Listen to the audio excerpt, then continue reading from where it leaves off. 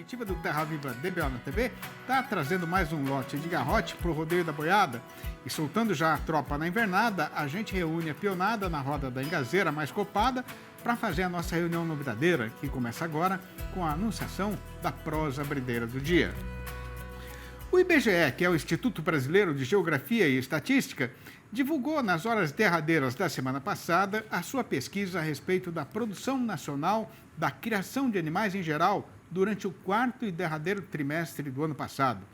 E o resultado não saiu praticamente nada do roteiro que estava sendo esperado pelo povo do mercado, levando em conta, logicamente, o ponto do ciclo da pecuária em que a gente está atualmente, né? Na parte que interessa diretamente aos companheiros e companheiras fazendeiros que estão pelejando para ganhar a vida na lida de criar, engordar e vender gado, o que tem para ser contado é que, nos 3 meses considerados no estudo, foram abatidos no país inteiro 7.440.000 animais. Isso debaixo de algum tipo de inspeção sanitária oficial, municipal, estadual ou federal. Este volume representou um substancioso crescimento de 6,9% em relação ao período correspondente de 2022, mas ficou 5,2% abaixo do que tinha sido registrado no terceiro trimestre do ano passado. Antes de seguir com a contação do caso que foi acontecido, carece de fazer aqui a recordação de que, para quem quiser adquirir maior entendimento a respeito do rumo que está sendo tomado pelo mercado, a comparação mais importante é entre os trimestres iguais dos anos que estão sendo estudados, é claro, né? Pois então, levando isso em consideração, o relatório divulgado na praça pelos analistas do IBGE deixa mais uma vez confirmado para a amiga pecuarista que a nossa atividade está passando por um momento de dificuldade por conta do empacamento da demanda e do aumento da oferta de gado terminado. De qualquer maneira, conforme o companheiro e a companheira boiadeiros têm bem sabedência, este relatório é preliminar e a sua função é só a de dar para o mercado um ponto de referência, sendo que os dados completos devem ser divulgados no meado do mês de março. Pois então, quando isso acontecer, o caso vai ser de prestar muita atenção na classificação por categorias dos animais abatidos nos 3 meses derradeiros do ano passado. Mas o amigo fazendeiro nem precisa ser especialista nas artes da adivinhação para saber, antes mesmo de ver o relatório a respeito do rumo que foi tomado pelo carretão no eito, que a quantidade de fêmeas mandadas para o gancho deve ter aumentado substanciosamente.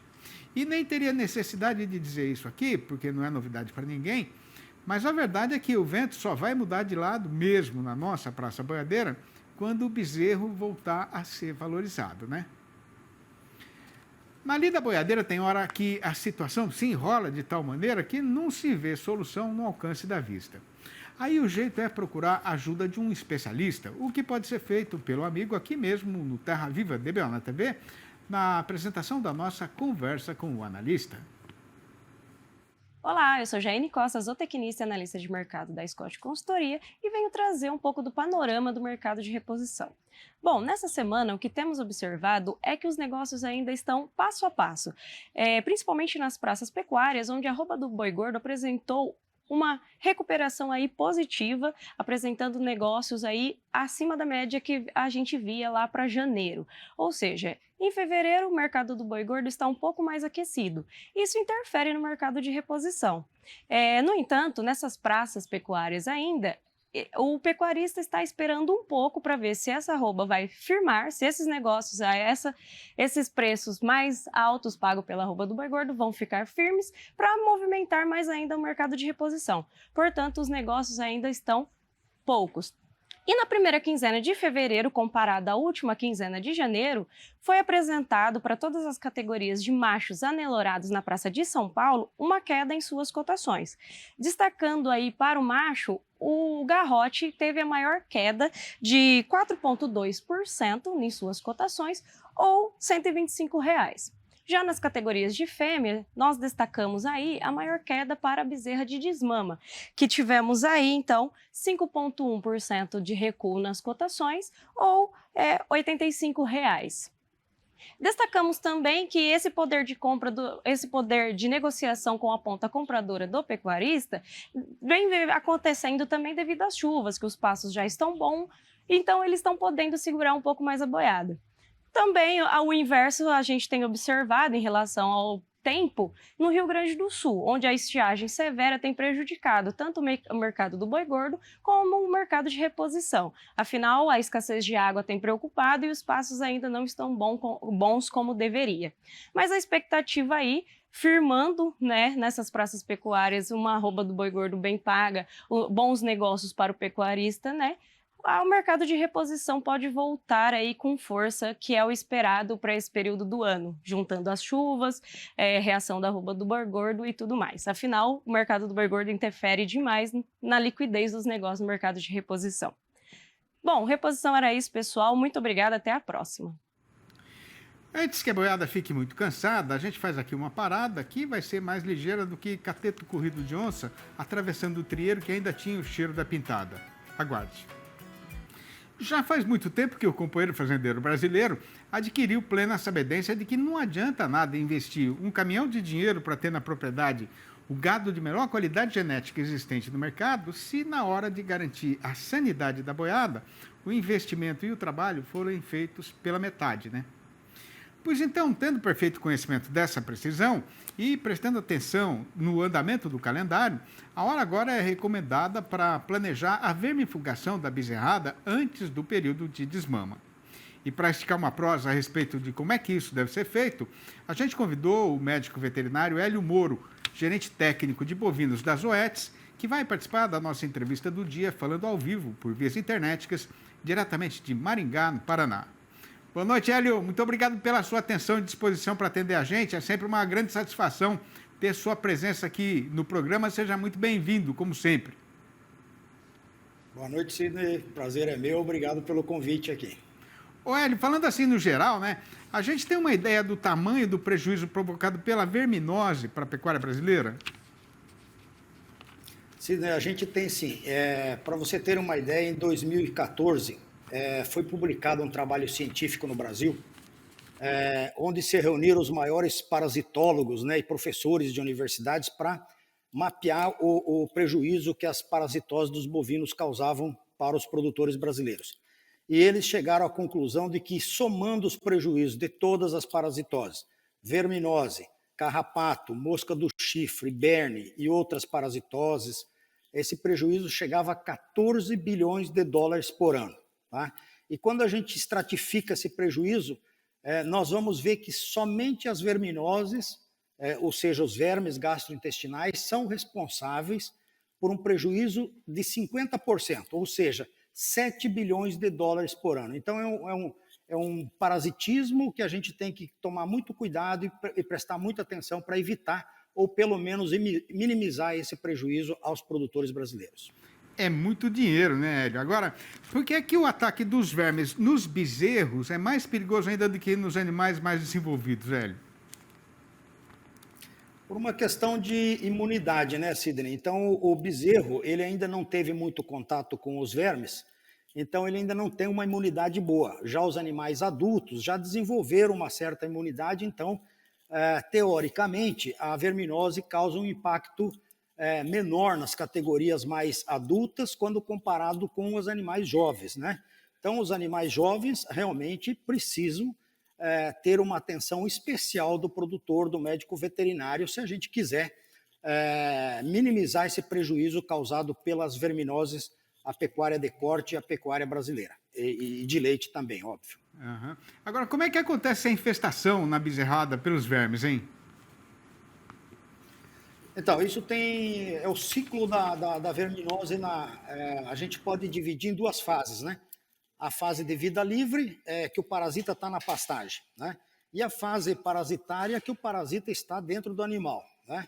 Então, a partir do momento que você tem um animal parasitado, esses parasitas põem ovos que vão, através das fezes, para a pastagem. Lá, esses ovos eclodem, surge uma larva que vai ficar no capim. Quando o bezerro ou qualquer outro bovino ingere o capim, ele ingere também essas larvas dos parasitos gastrointestinais, ou vermes, né? E daí, lá dentro do animal, cada parasito tem um órgão de eleição.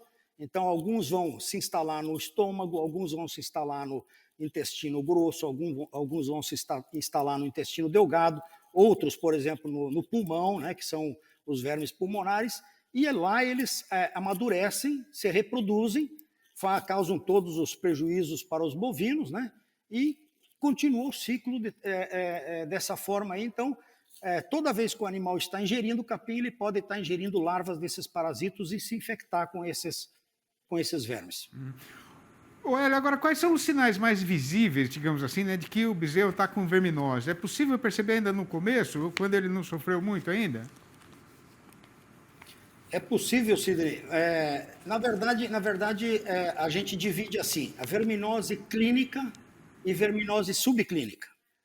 A verminose clínica, ela mostra os sinais clássicos que o animal está parasitado, né? Pelos arrepiados, barbela inchada, barrigudo, magro, se desenvolvendo mal, às vezes com diarreia, pelo ressecado, tá? Mas esse tipo de verminose clínica, ela comete no máximo 5% dos bovinos. E a verminose subclínica é a mais importante, porque ela não mostra esses sinais clínicos visíveis, mas o parasita está dentro do animal, né? E está atrapalhando o crescimento, o ganho de peso, o desenvolvimento, e muitas vezes a gente olha para o animal e parece que ele não está com verminose, mas ele está com uma verminose subclínica e é mais importante da clínica porque acomete, às vezes, 95% dos animais de uma propriedade. Então, a clínica é importante, mas a subclínica é mais importante porque o prejuízo é maior nessa verminose, assim, menos evidente, digamos assim. Hélio, agora no caso dos bezerros, né, quando é que deve começar o trabalho de vermifugação? Bom, Sidney, essa é uma pergunta muito interessante, porque até um passado recente, praticamente ninguém dava muita importância para a verminose em bezerros mamando, tá? E recentemente, em 2021, nós fizemos um estudo muito longo em parceria com a Universidade Federal do Mato Grosso do Sul, exatamente nessa categoria aí de bezerros de 3, 4, 5 meses, né? Então, só para você ter uma ideia, num lote, na metade dos animais, nós tratamos com um produto chamado, princípio ativo chamado moxidectina 10%, e o outro grupo ficou sem tratar, tá? E nós acompanhamos o desenvolvimento desses bezerros através de nível de infestação e peso. E os bezerros que foram tratados ao redor de 3 a 5 meses de idade desmamaram aos 8 meses de idade com 9 quilos a mais comparado com aqueles que não receberam o tratamento.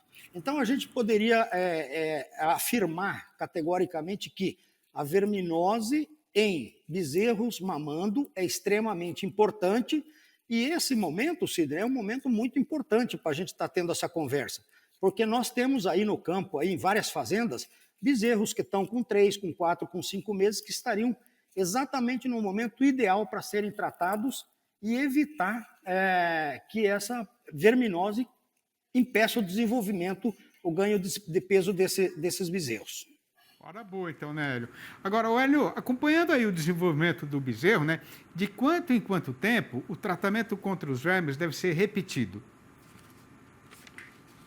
Bom, normalmente, né, Sidney, a gente indica um tratamento no dia do nascimento, mas mais como prevenção de bicheira, né? Porque o bezerro, quando ele nasce, ele tem o umbigo úmido, às vezes resto de sangue, às vezes a mosca senta ali, põe os ovos e desenvolve a famosa bicheira, né? Vulgarmente chamada de bicheira, né?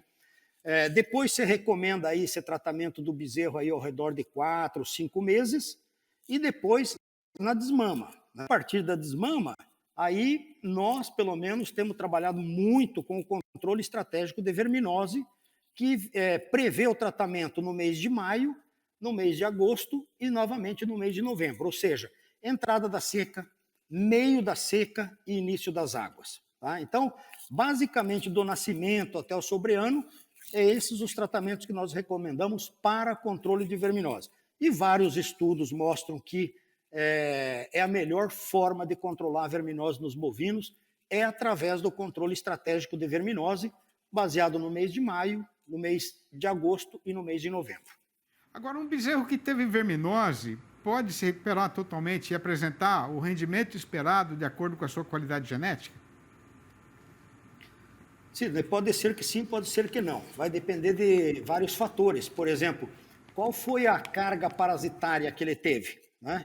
Se ele teve uma carga parasitária, uma infecção muito alta, muito grande, às vezes compromete toda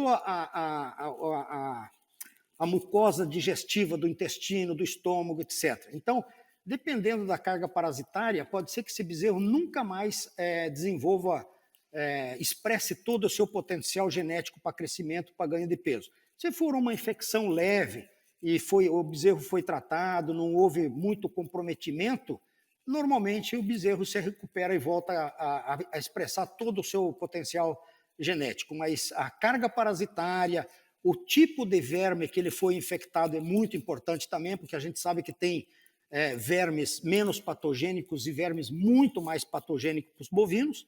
Então, depende de vários fatores. Mas, de forma geral, se o bezerro sofreu uma carga parasitária, uma infecção muito alta quando jovem, dificilmente ele recupera lá na frente esse potencial de desenvolvimento e ganho de peso. Pois então, mais importante ainda é a gente deixar bem frisado aqui que o pecuarista não deve dormir no ponto, deve começar esse tratamento logo desde pequenininho, né? Ô, Hélio, queria agradecer muito a sua participação aqui no programa. Você já é de casa, né? Então, mando um abraço grande para você, um abração para toda a turma das Zoetis aí, no Paraná e no Brasil inteiro. E até uma próxima vez. Muito obrigado, Sidney, que eu agradeço a oportunidade de falar com você aqui esses momentos aí. E obrigado, e estamos sempre à disposição lá a hora que você precisar. Muito obrigado, grande abraço. Com a metade da jornada já cumprida e tendo ainda a Serra da Tapera esquecida para ser vencida, a comitiva faz agora mais uma parada ligeira, aproveitando a sombra das engazeiras lindeiras da estrada, para recomeçar ali da marchadeira dentro de instantes, deixando para falar na parte derradeira da empreitada do caso que foi passado no mercado do boi gordo, que tem hoje a seguinte manchete chamadeira. O açougueiro está animado com o aumento do movimento no começo de fevereiro. O trabalhador brasileiro deixou reservado um restinho do salário mensal para gastar agora no carnaval. O comprador de boiada até saiu campeando mercadoria, acreditando no aumento da freguesia. Mas a nossa praça boiadeira ainda não se animou para pegar de vez a subida da ribanceira.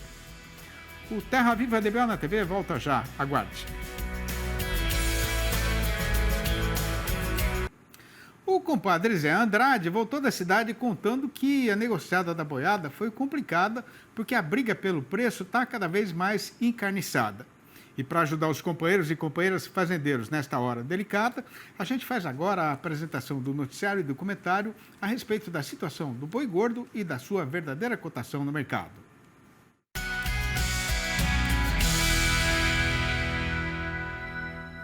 (28 dividido por 2 dá 14. E com o tempo avançando ligeiro e levando já de vencida a metade abrideira de fevereiro, que é o mês mais curto do ano, a nossa praça boiadeira continua ensaiando uma reação. Mas a verdade verdadeira mesmo é que, até agora, só o que o carretão fez foi amansar a toada em que ele estava indo na descida da ribanceira, sem pegar de vez e com decisão a direção de subida no estradão. De qualquer maneira, a situação está melhor do que em janeiro. E em várias regiões do Brasil, o pecuarista está conseguindo escorar a pressão baixista em cima da cotação. A questão principal a ser levada em consideração pela amiga pecuarista para adquirir maior entendimento a respeito do rumo que está sendo tomado pelo mercado é o comportamento do consumidor aqui no nosso próprio terreiro. Conforme é do conhecimento geral de todo mundo, na parte fechadeira de qualquer mês do ano, o normal seria um esmagrecimento nas vendas de carne e um enfraquecimento no preço do boi gordo, né? Mas no final de semana que vem tem carnaval, para a alegria do Brasil inteiro. E depois de passar 2 anos sem poder cair na folia, o povo vai festejar em dobro, na avenida e na roda da churrasqueira. Assim mesmo, nos últimos 7 dias contados desta segunda-feira recém-passada para trás, o comércio de carne com osso no atacado foi para lá dos desencontrados, sendo que a carcaça casada de macho castrado teve uma alta de 2,6%, passando para R$ 18,29 o quilo. Já no caso do mesmo produto, mas de animal inteiro, a cotação caiu 0,7% para R$ 17,24. Claro que não dá para falar de falta de mercadoria, né? Mas é certo que já diminuiu bem o estoque que o distribuidor tinha guardado na câmara fria. Ao mesmo tempo, e também por conta disso, a programação de abate na indústria apresentou igualmente um razoável encurtamento, o que já está sendo motivo de alguma preocupação da parte do dono do frigorífico, que já mandou a turma dele correr o trecho campeando gado terminado para comprar. Mas a conversa agora está mais dificultosa, né? Principalmente porque a estação chuvosa está sendo generosa nesta temporada e tendo comida à vontade para segurar a boiada na invernada, o fazendeiro, logicamente, só vai entregar o seu rebanho se for por um dinheiro de bom tamanho, né? Por outro lado, o povo do setor exportador, que estava acreditando numa forte reação do mercado, agora já está ficando ressabiado de novo.